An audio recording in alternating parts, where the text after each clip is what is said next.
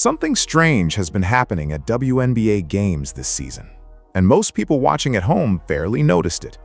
The biggest star in women's basketball was getting knocked around like a tackling dummy, shoved off screens, hip-checked into the hardwood, and the league office said almost nothing about it. The whistles came late, the reviews went quiet, the analysts on the desk talked around it.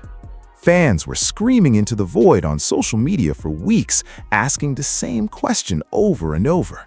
When is somebody going to actually say something? Then, the dam broke. But here's the twist nobody saw coming. It wasn't the WNBA that spoke up. It wasn't the commissioner. It wasn't the players' union. It was the NBA. The biggest names in the men's game, the ones with the loudest microphones in the sport, started going on record one by one. Some defended her like a little sister. One straight up compared her shooting form to his own. A few stayed suspiciously quiet, and at least two delivered answers so cold they felt deliberate. What unfolded over a few short months was a kind of public referendum, and the league is now split right down the middle. Stay with this one, because by the end, you'll understand exactly who's protecting Caitlin Clark, who's pretending she doesn't exist, and why the divide says something much bigger about where basketball is heading. Pascal Siakam was supposed to give the easy answer. That's how these interviews usually go. A reporter shoves a microphone in your face, asks you something soft about another league, and you toss out something polite that nobody remembers an hour later. Siakam had every reason to do exactly that. He's a champion, an all-star, one of the smoothest two-way forwards in the entire NBA. And he is not the kind of guy who chases viral moments on purpose. So when the question landed, asking him which player gets the most love in basketball right now, nobody was expecting a headline. What he said next caught the room off guard. He didn't pick a teammate. He didn't pick a peer from his own conference. He didn't even pick somebody from his own league. He picked Caitlin Clark. And he didn't just drop her name as a courtesy. He stacked her up against Tyrese Haliburton, his own running mate, the guy he shares a locker room with every single night. He called her a beast. He said the love around her was on another level, even compared to Tyrese. Read that one more time, because the implication is wild. A Finals MVP candidate just told the world that a sophomore guard in the WNBA carries more public affection than one of the most marketable point guards in his own sport. That's not a soft compliment dressed up as a quote. That's a man telling you the basketball universe has shifted on its axis and the new center of gravity isn't in the NBA at all. Siakam didn't have to say any of that. He could have nodded and smiled and moved on with his day. Instead, he chose to plant a flag. And once he did, the door was open for everybody else. The next voice that walked through it surprised people even more. Obi Toppin doesn't do monologues. If you've ever heard him talk, you know he's not the kind of player who's going to give you a TED talk about culture and growth and the state of the game. He plays with this loose, joyful kind of energy, all bounce and swagger and finishes at the rim. And most of his interviews match that vibe. Short, fun, then he's out the door. So when somebody asked him about Caitlin Clark, there was no reason to expect anything more than a quick shout-out. Then his tone changed. Anyone who watched the clip noticed it right away. The smile got softer, the bravado dropped off. He started talking about her like she was a peer, not a celebrity guest. He said she's amazing. He said it's a joy to watch her on the sidelines at their games, soaking up the energy. And then he flipped the whole thing on its head and said the Pacers do the exact same thing when they watch her play. Same excitement, same energy, same admiration coming the other way. That last part is what people missed. Obi wasn't doing a celebrity shout-out. He was describing a relationship, a mutual one. He was telling the world that the NBA and the WNBA, at least in his corner of it, see each other as equals now. Caitlin isn't a guest at the cool kids table. She's at the table. She's already sitting there. The shift is subtle, but once you hear it, you can't unhear it. NBA players don't talk about most women's basketball players this way. They talk about her this way. And the moment a star starts using the word we instead of you, the conversation is already changed forever. The wild part is that Obi's quote barely made the rounds online. It didn't trend. It didn't get picked apart on debate shows, but the next player to weigh in made absolutely sure everybody heard him. Tyrese Haliburton has a unique vantage point on this whole situation, and he leaned into it. He plays in Indianapolis. He lives in the same city Caitlin calls home. He's run into her at events, traded text messages, watched her navigate the storm from the closest possible distance without actually being on her team. So when the question came up, he didn't reach for a press release answer. He spoke like somebody who's seen the truth up close and decided to share it. What he said was bigger than a compliment. He said that as far as fame goes, as far as the actual visibility and cultural footprint of currently active basketball players, Caitlin Clark is probably top 5 in the entire world. Not top 5 among women, top 5, period. That puts her in a tier with LeBron, with Steph, with the absolute pinnacle of the sport. And Haliburton wasn't being cute about it. He framed it as a measurable fact. He's right there. He sees the numbers. He sees the media circus. He sees what kind of attention follows her into every arena. But the part that hit even harder was what he said next. He talked about the rhetoric around her, the noise, the chaos that follows her around that she has zero control over. He pointed out, almost as a kind of older brother observation, how impressive it is that she handles it with the composure she does. That's not a stat, that's empathy. He wasn't just hyping her game, he was defending her humanity. He saw what she was carrying and chose to name it out loud, which is something the people inside her own league still haven't fully done. There's a quiet courage in that. Most NBA players know the rules. You don't go on record about another league's business. You stay in your lane. Haliburton crossed it anyway. And once he did, the door wasn't just open anymore. It was kicked off the hinges. The next person to walk through was the biggest name in the sport. There's a reason every word LeBron James says gets dissected for hours on television. When the face of basketball for the last 2 decades decides to weigh in on something, the meaning of that something changes. He doesn't just react, he confirms or rejects, he elevates or buries. And when he chose to talk about Caitlin Clark, he didn't pick a safe lane, he went all the way in. He started with the noise. He said everybody's looking for her to slip up, looking for a quote they can splice and chop and turn into a negative. He's lived that. He's been the most overanalyzed athlete in the world for 20 straight years, and he saw something familiar in what she's going through. Then he pivoted to something most people overlooked. He pointed out that the Wnba chartered planes for the first time in league history during her rookie year. Private flights, a massive operational shift. And he said it like he was tipping his cap to her, because everyone in basketball knows what that actually means. That doesn't happen because a league suddenly has extra money. That happens because one player generates so much demand that the entire infrastructure has to upgrade to keep up. LeBron wasn't just praising her game, he was crediting her with moving the entire industry.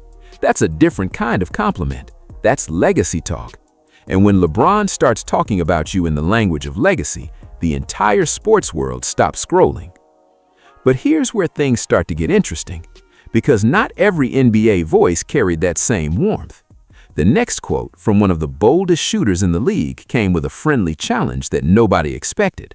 And after that, things took a much sharper turn. Trey Young is not shy. That's not exactly breaking news.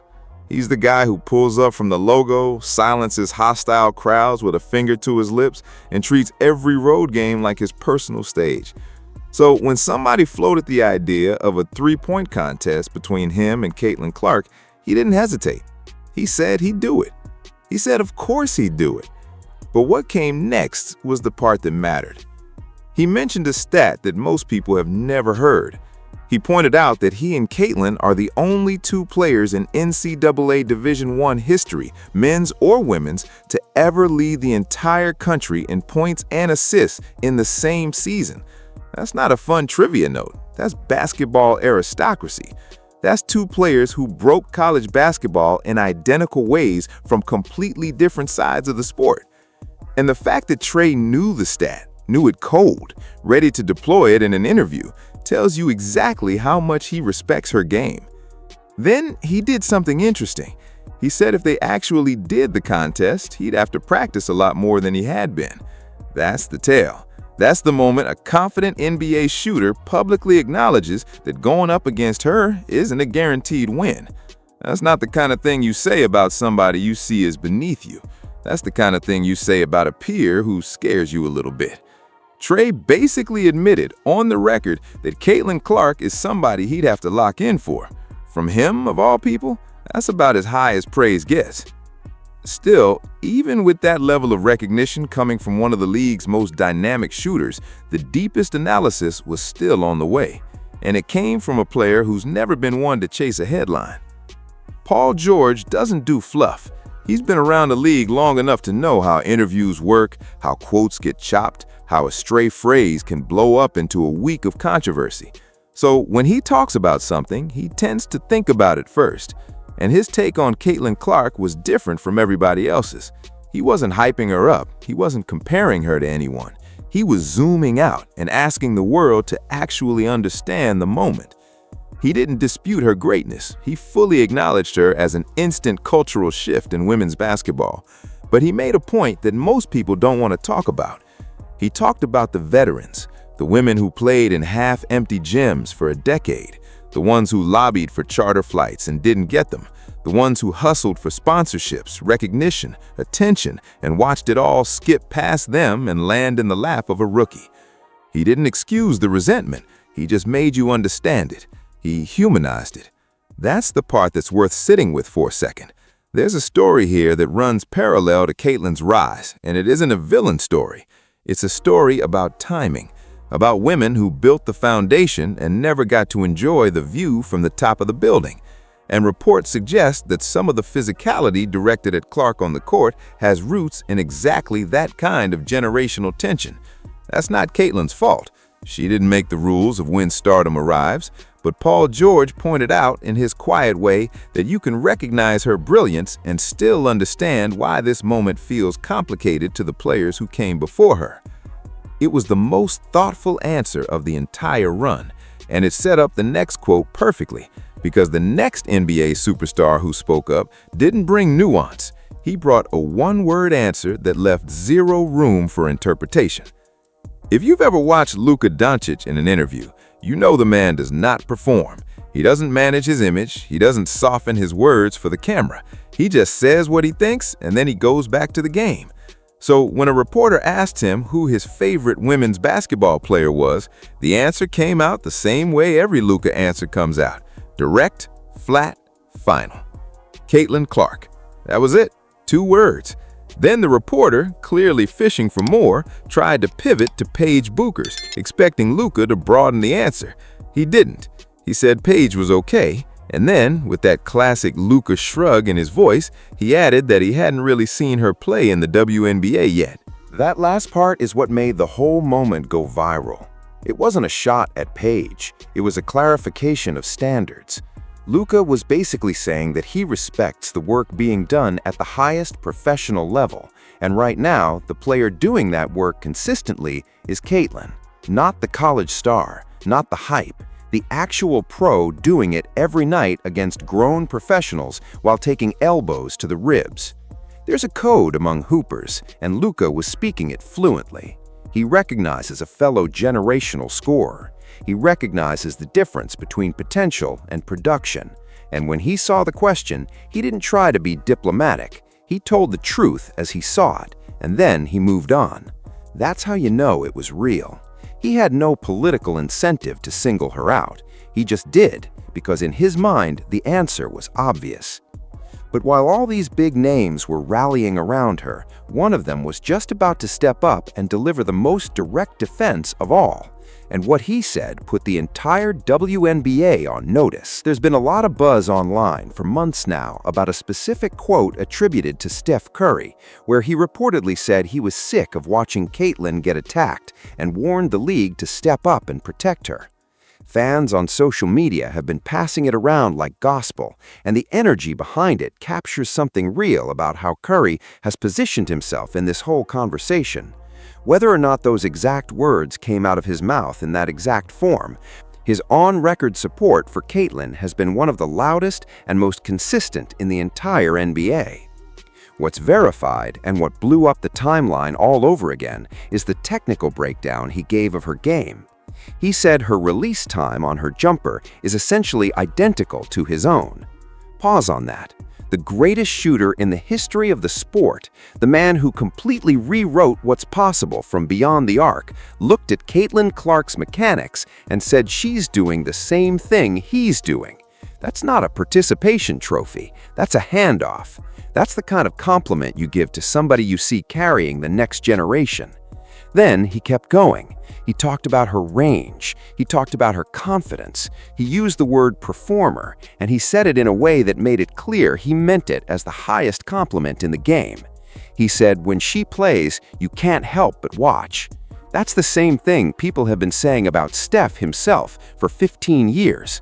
And then, in a detail that Hoopers immediately picked up on, he said her floor game was just as impressive as her shooting.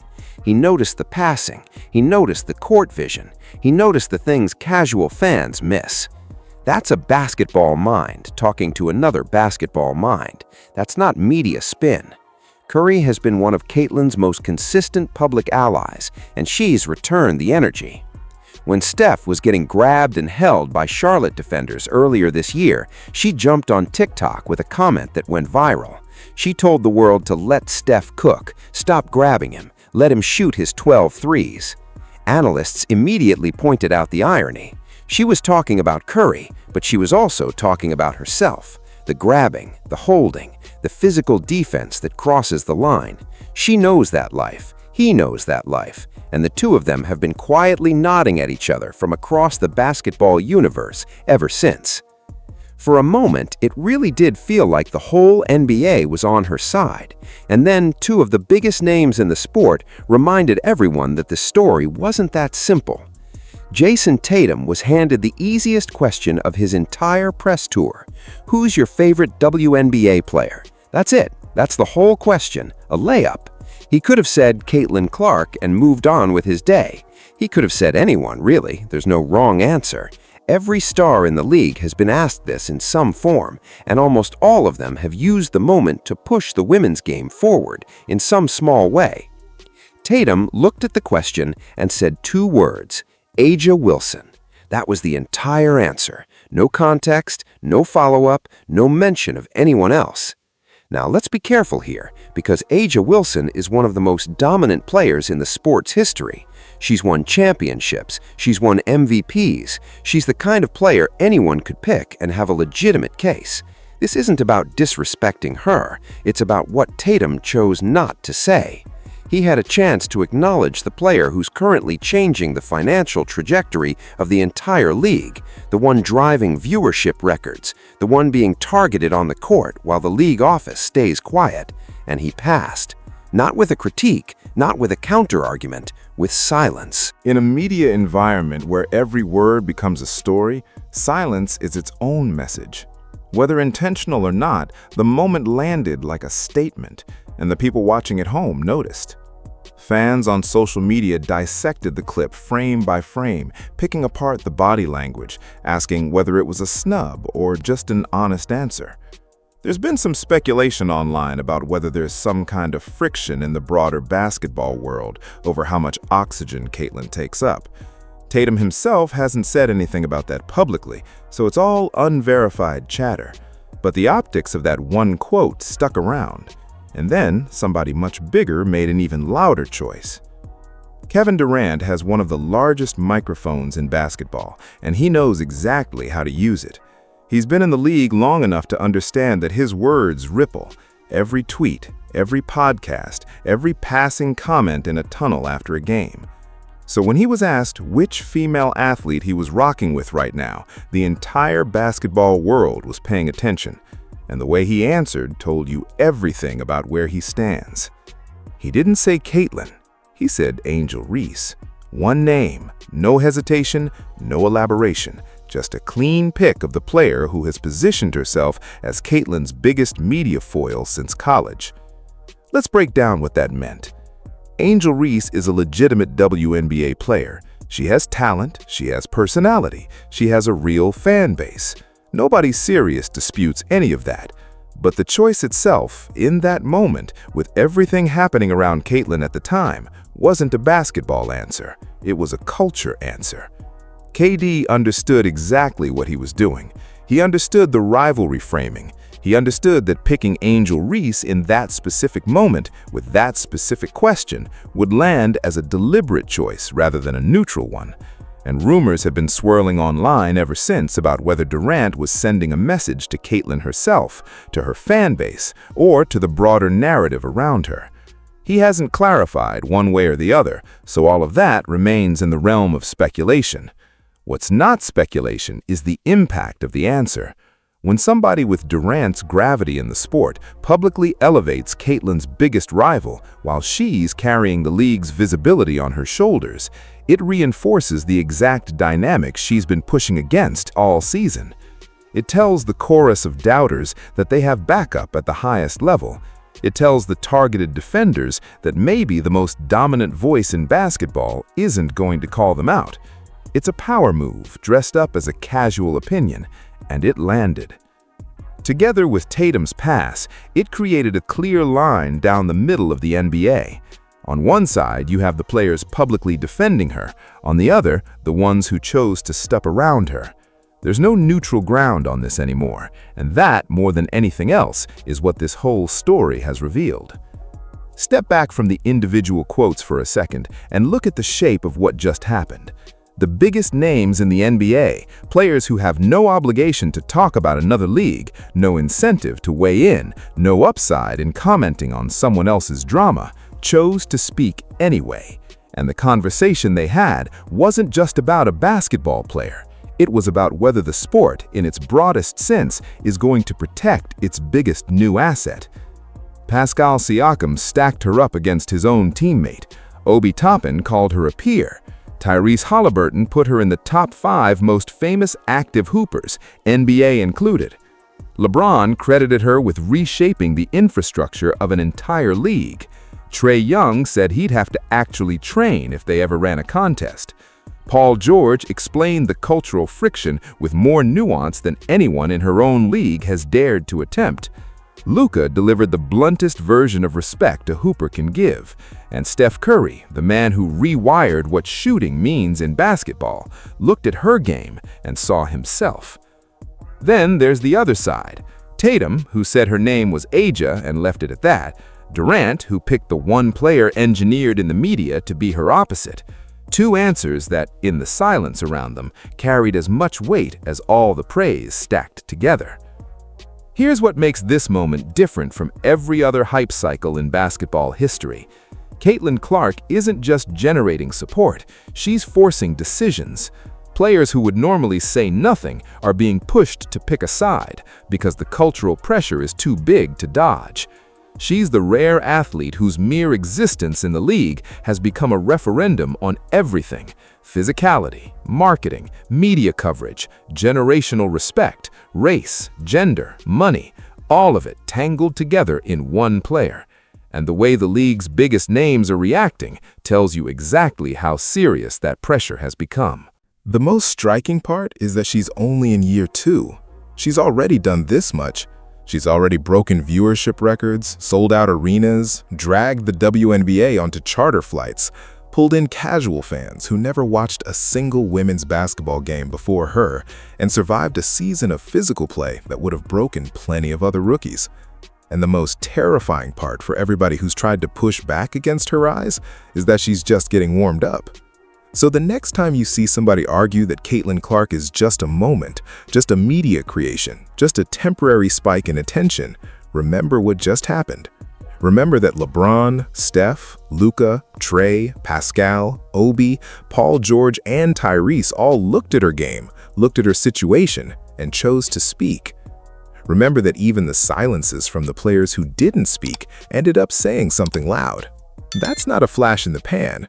That's a fault line in the sport. The NBA has officially picked a side on Caitlin Clark. The question now is whether her own league is finally going to do the same. Drop your take in the comments below. Who do you think delivered the realest quote, and who do you think dodged the moment? Hit subscribe, turn on notifications, and tap the video on screen for the next one. See you there.